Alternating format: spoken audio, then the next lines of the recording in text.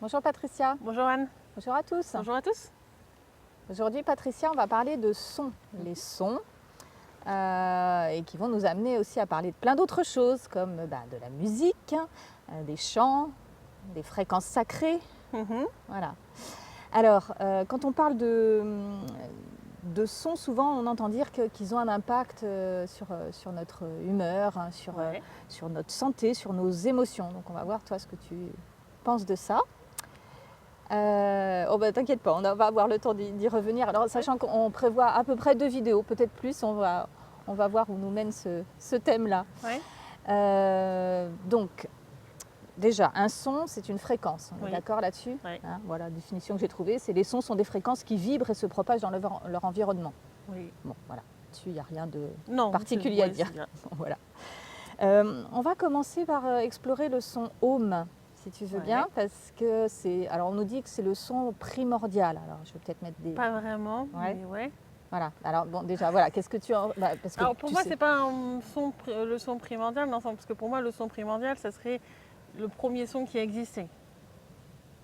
Oui, alors, ce que j'ai compris, moi, de cette définition-là, quand on nous dit que c'est le son originel ou primordial, c'est parce que c'est ce son-là qui aurait structuré le chaos en création, qui aurait structuré l'univers. Je suis en train de vérifier en même temps, j'ai un nom direct. Bon. C'est un son qui est extrêmement important pour la stabilité, pour stabiliser les choses, mais pas pour structurer. Il y a une différence entre structurer et stabiliser. Structurer, c'est comme si tu étais en train de monter des murs, tu vois, et de créer une structure. Stabiliser, c'est garder l'équilibre en fin de compte. C'est savoir, même si tout est mouvant, etc., savoir rester droit. Ouais. C'est pas la même chose. Il y en a un, c'est créer des structures, et c'est pas Om. Et stabiliser, du coup, pour moi, c'est plus Om. Oui, et donc pour toi, le son Om, il n'est pas à l'origine de quoi que ce soit? Non, non, mais il est nécessaire dans beaucoup de choses pour bien stabiliser. D'accord. Alors, par exemple Par exemple, c'est vraiment pour stabiliser. Je ne sais pas comment je pourrais décrire ça. En plus, j'ai quand même aussi différencié un truc. Ça va dépendre de la personne et de qui va faire le home, etc. Et comment il est. Parce qu'il faut savoir que certes, c'est une fréquence, le son, etc. Ouais. Mais c'est quand même une fréquence qui est multidimensionnelle. Nous, on peut déchiffrer, entre guillemets, le son qui est dans la troisième densité, dans la matière. Mais tout le monde ne va pas percevoir exactement les sons qui sont sur d'autres plans. Par exemple, si toi, tu devais faire un home, tu le ferais comment ?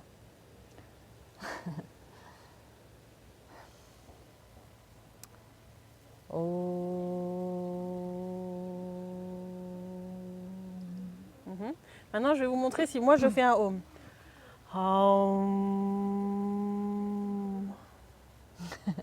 Et en fait, normalement, vous devez avoir une sensation qui est différente entre quand toi tu le fais et quand moi je le fais, parce que je ne vais pas impliquer les mêmes éléments dans le subtil.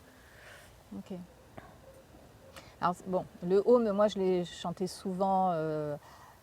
Quand je faisais du bouddhisme tibétain, c'est quand même un mantra, le mantra de base. Et puis, j'ai participé à quelques groupes de home chanting. Qu'est-ce que tu peux nous dire de cette pratique-là? Donc, le home chanting. J'ai jamais assisté, moi, personne. Vas-y, explique déjà. Voilà, juste en 2 mots, c'est en groupe, avec 2 cercles de personnes qui chantent le home, avec des personnes qui sont au centre du cercle et d'autres autour, et après on change. Voilà, l'idée, c'est de faire monter les vibrations. En fait, on nous dit qu'en chantant le home dans ces pratiques-là, ça crée un vortex qui est qu'on peut ressentir. Mais même moi, tu vois, là, je t'ai fait un home, mais selon si je suis en soin, en truc chamanique ou autre, mon home pourra varier parce que, comme je dis, c'est quelque chose qui va stabiliser.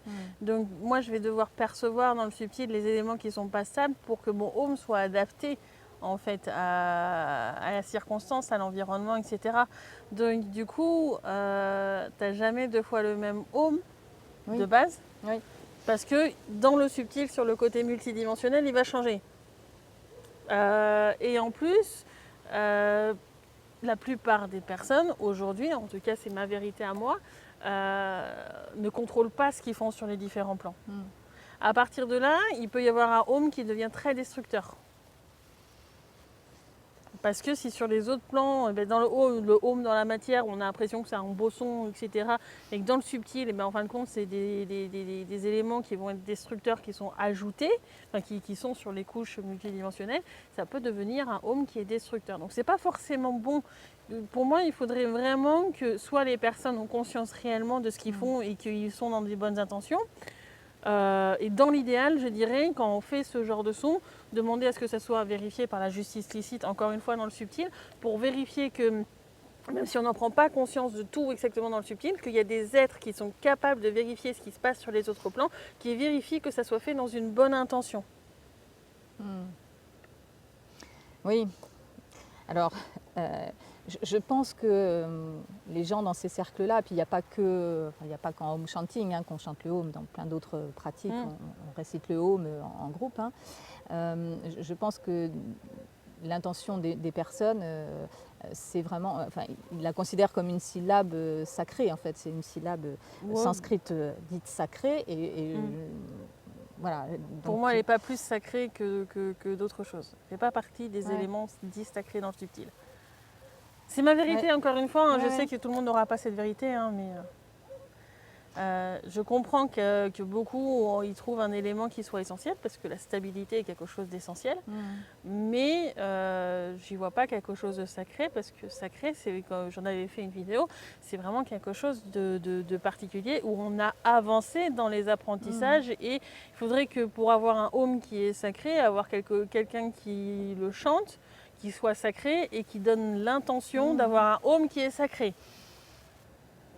Parce que quelqu'un qui le chante alors qu'il n'est pas lui-même, qui ne connaît pas réellement le sacré dans le subtil, ne pourra jamais faire un home qui est sacré, parce qu'il ne pourra pas y mettre, entre guillemets, la pureté qui irait avec. Mais en soi, c'est pas un son même qui est sacré, tu vois, c'est pas le home qui est sacré, c'est le son que l'on va faire avec ce home, si on en a la capacité, qui va devenir sacré. Mais ce ne sera pas tous les homes. Ça commence à être complexe, je sais, je suis désolée. Alors en tout cas, donc, pour avoir participé moi un certain nombre de fois à ce genre de pratique, je sais que ça crée un effet vibratoire, on sent, alors ça dépend aussi combien on est, parce que parfois on était très nombreux et on sent, ça crée quelque chose, ça crée même des sons que je ne connaissais pas, donc c'est quand même assez puissant. Oui, ça peut. Mais dès qu'on va faire quelque chose en groupe, de toute façon, tu vas générer quelque chose qui va être plus puissant que si tu le fais toi tout seul, forcément, parce que tu vas apporter la puissance de l'autre à côté. Donc forcément, ça va ajouter de la puissance. Après, encore une fois, c'est pas parce que tu ressens quelque chose d'intense que c'est juste. Merci de le redire. Et que c'est quelque chose qui va forcément apporter du bien. Je comprends. Je le comprends maintenant, mais effectivement, à l'époque, je me laissais porter aussi par l'énergie du groupe. C'est souvent très démonstratif, donc tu fais « Ah ouais, j'ai quand même des sensations, elles me paraissent plutôt bien et tout.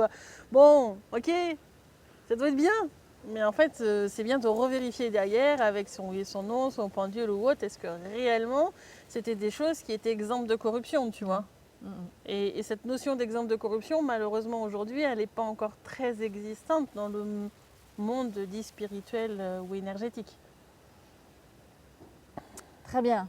Bon, alors on a déjà exploré un petit bout du sujet. Alors comme on a parlé de sacré, on va continuer, puisque c'est quand on parle de son, on parle aussi de fréquences sacrées. Alors, dans les fréquences sacrées, on a... Alors, la fréquence 440 Hz, c'est la fréquence de base, enfin on va dire la fréquence, c'est notre référence en tout cas occidentale en musique, ça correspond à la note là. Et ensuite donc il y aurait des fréquences dites plus sacrées, alors notamment, on ne va pas toutes les sortir parce qu'il y en a 9, enfin quand j'ai fouillé un petit peu le sujet, j'en ai trouvé 9, on ne va pas toutes les passer en revue, mais par exemple la 442 Hz, qui aurait des effets sur le bien-être et l'harmonie.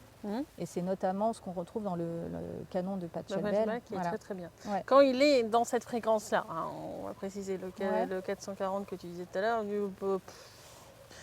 Voilà, Oui. c'est pas terrible. Mais en même temps, toute fréquence, j'ai envie de dire, si elle fait ses apprentissages en subtil ou autre, peut devenir bénéfique. Mais c'est juste la mélodie qui en résulte quand on se base sur un La de cette fréquence-là, alors que pour moi, c'est pas la fréquence du La normal. Du coup, c'est forcément, en fin de compte, c'est comme si tu avais un élément qui doit être placé là, tu vois, et puis en fin de compte, tu dis ah ouais non, moi ça m'arrange, il va être placé là. Et bien forcément, la distance entre les deux va créer une distorsion parce qu'il n'est pas à sa place. Et c'est pour ça que à la période de la Seconde Guerre mondiale, les fréquences ont changé, hein, et qu'il y en a qui ont déplacé la fréquence du La classique pour générer des distorsions en fin de compte dans la diffusion des musiques. Ça reste ma vérité. Je sais qu'il y en a qui peuvent dire c'est complotiste ou autre. Moi, c'est comme ça que je le capte dans Subtil. D'accord. Donc pour moi, il vaut mieux se baser sur la vraie fréquence du La qui est celle que tu as dit là.